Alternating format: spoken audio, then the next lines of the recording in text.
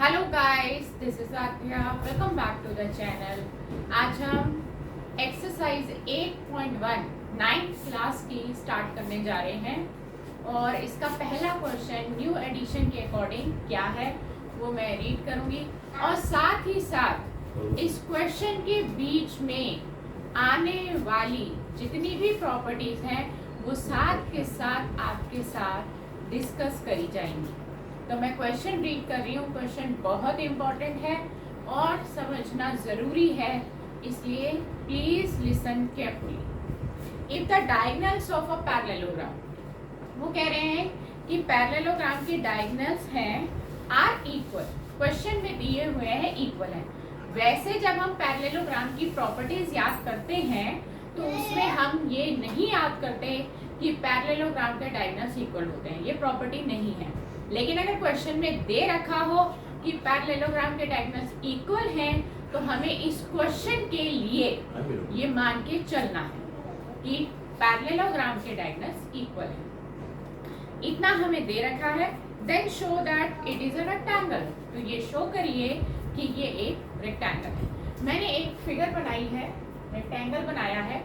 देखिए, जो प्रूफ करना होता है ना, हम उसी के अकॉर्डिंग फिगर बनाते हैं क्योंकि अल्टीमेटली हमारा वो प्रूफ हो ही जाना है। तो हमने ये रेक्टेंगल बना दिया, इसको ABCD नाम दे दिया। दूसरी बात, जब हम किसी क्वाड्रिलेटरल को नाम देते हैं तो हम नाम जो लेबलिंग करते हैं वो साइक्लिक ऑर्डर में करते हैं। आप कहीं से भी स्टार्ट करिए, कोई दिक्कत नहीं है। लेकिन जैसे मैंने यहाँ से स्टार्ट किया है और मैं यहाँ इस डायरेक्शन में आ रही हूँ, तो जो ज्यादातर बच्चे मिस्टेक करते हैं, उन्होंने A लिखा, B लिखा, फिर वो C यहाँ लिखते हैं। तो ये हमारा साइक्लिक ऑर्डर नहीं हुआ। हमारा साइक्लिक ऑर्डर ये कहता है कि हमें ऐसे चलते हुए आना है, ऐसे डायगोनली क्रॉस नहीं करना। नाम लिखते वक्त कहीं से भी स्टार्ट करिए, कुछ भी नाम दीजिए, लेकिन जब भी नाम दीजिए तो वो साइक्लिक ऑर्डर में आपको चलना है, ना कि डायगोनली आप क्रॉस करेंगे। ठीक, ABCD नाम दे दिया। इसके दो डायगोनल्स भी ड्रॉ कर देते हैं। डायगोनल्स होते हैं ऑपोजिट वर्टेक्स को ज्वाइन करने वाला लाइन सेगमेंट। एक डायगोनल ये हो गया और एक डायगोनल ये हो गया।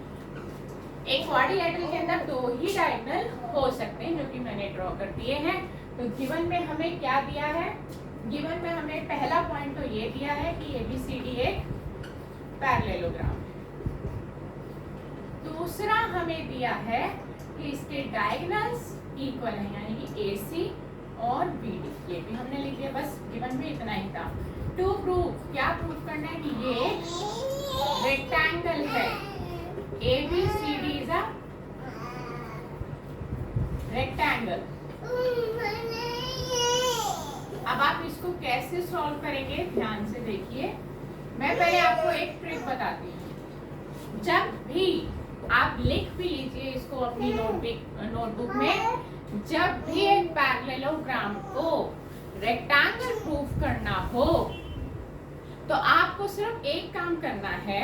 एक काम तो यहाँ हुआ ही हुआ है कि डायगोनल्स इक्वल है। एक काम ही बस आपको और करना है कि आपको पैरेललोग्राम का एक एंगल, केवल एक एंगल अगर आप 90 का दिखा देंगे तो वो आपके लिए रेक्टेंगल बन जाएगा। तो आपको क्या समझ में आया कि अगर पैरेललोग्राम का सिर्फ एक एंगल अगर आप 90 शो कर देते हैं तो वो ऑटोमेटिकली रेक्टेंगल बन जाता है। तो आपको यहाँ पर भी यही काम करना है, एक एंगल 90 का शो करना है, कोई भी एक एंगल। अब वो कैसे शो करेंगे, आइए देखिए। हम यहाँ पर दो ट्राइंगल्स कॉन्ग्रुएंट करेंगे। एक हम लेंगे ADC। देखिए, मैं एक ये वाला ले रही हूँ, आधा ट्राइंगल, और एक आधा ऐसे। इन ट्राइंगल पहले उनके नाम लिख देते हैं, ADC, और दूसरे ट्राइंगल का नाम है BCD। इन दोनों ट्राइंगल को कॉन्ग्रुएंट करना है। कॉन्ग्रुएंट करने के लिए एग्जैक्टली 3 इक्वल पेयर्स चाहिए होते हैं और वहां पर कॉन्ग्रुएंसी अप्लाई भी हो रही है। दोनों बातों का ध्यान रखना है। आइए देखिए, हम 3 पार्ट्स क्या लेंगे। देखिए, सबसे पहले ADC ट्राइंगल के अंदर AC आ रहा है, BCD ट्राइंगल ट्राइंगल के अंदर BD आ रहा है। ये दोनों इक्वल है क्योंकि अभी अभी आपने क्वेश्चन के गिवन में लिखा था कि डायगोनल्स इक्वल है, क्वेश्चन में दे रखा है। तो आप लिखेंगे गिवन, आपके पास एक पेयर आ गया।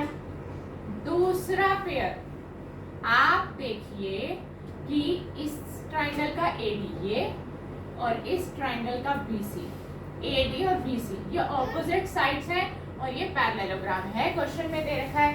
तो पैरेललोग्राम की ये प्रॉपर्टी होती है कि ऑपोजिट साइड्स इक्वल होती हैं।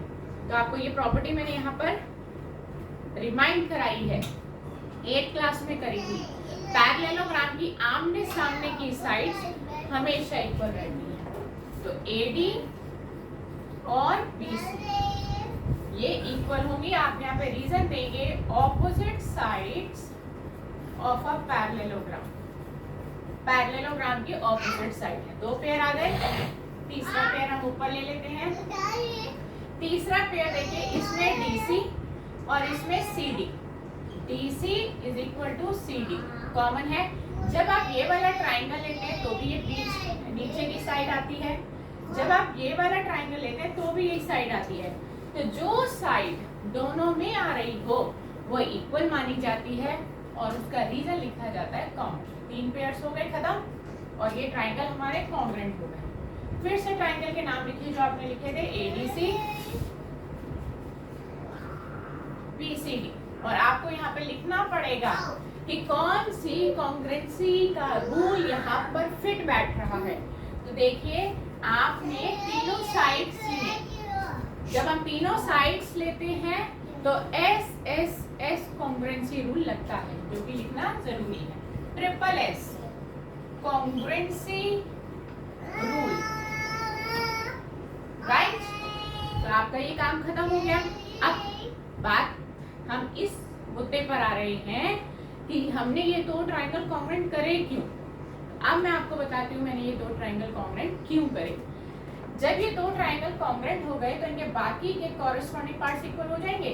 तो मुझे क्या करना था, मुझे ये वाला एंगल जो मैं फिगर में मार्क कर रही हूँ, ये वाला एंगल और ये वाला एंगल इक्वल चाहिए थे। इस ट्राइंगल का ये एंगल है और इस ट्राइंगल का ये एंगल है, तो ये दोनों इक्वल होंगे।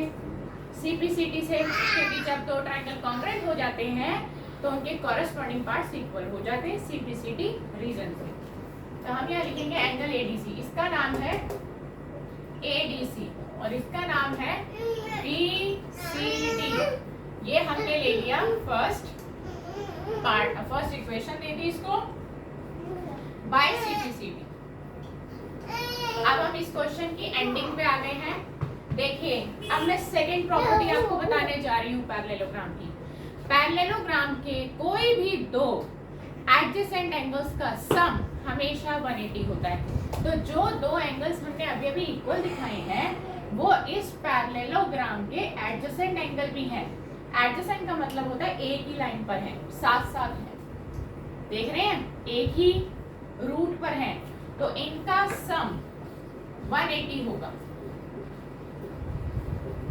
और रीजन देंगे pair of adjacent angles of a parallelogram is 180। एक पैरेललोग्राम के एडजेसेंट एंगल्स का सम हमेशा 180 होता है। ये दूसरी प्रॉपर्टी मैंने आपको यहाँ पर समझाई है, ठीक है। अब आप इन दोनों में से किसी एक को रिप्लेस कर दीजिए। ADC को मैं ADC उतारा और BCD को हटाकर मैं ADC लिख सकती हूँ क्योंकि दोनों इक्वल है, मैंने फर्स्ट इक्वेशन में दिखा दिया था। तो मैं BCD को रिप्लेस कर ADC लिख रही हूँ फ्रॉम फर्स्ट। कहाँ से मैंने ये चेंज किया, फर्स्ट इक्वेशन से मैंने यहाँ पे मेंशन कर दिया। ADC में ADC जोड़ दीजिए, 2ADC, 2 वहां जाके क्या होगा, डिवाइड, और डिवाइड करेंगे तो क्या आएगा, 90, ठीक है। ऑब्लिक डाल दिया मैंने तो एंगल ADC आ गया 90। तो आपने क्या देखा कि मैंने पैरेललोग्राम का एक एंगल 90 का दिखा दिया। तो जब पैरेललोग्राम का एक एंगल 90 का हो तो हम उसको रेक्टेंगल कहते हैं। तो मैं इसका रीजन आपको लिख के देती हूँ। यहाँ ऊपर मैंने फिगर रब कर दिया, स्पेस की कमी है,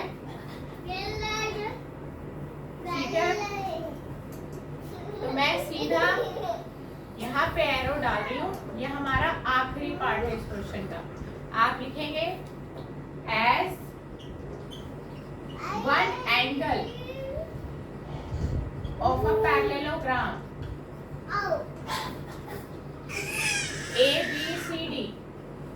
ABCD पैरेललोग्राम का वन एंगल 90 का हमने शो कर दिया है फ्रेंड्स।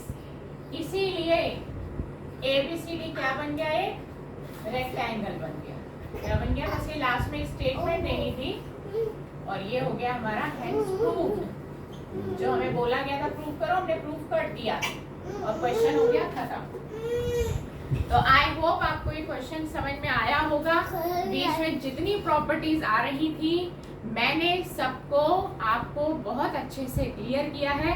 बहुत ही इंपॉर्टेंट क्वेश्चन है, पेपर में आने के चांस रहेंगे, इसलिए प्लीज इसको ध्यान से करिएगा। तो नेक्स्ट क्लास में नेक्स्ट क्वेश्चन के साथ आपसे फिर मिलेंगे। Good bye friends.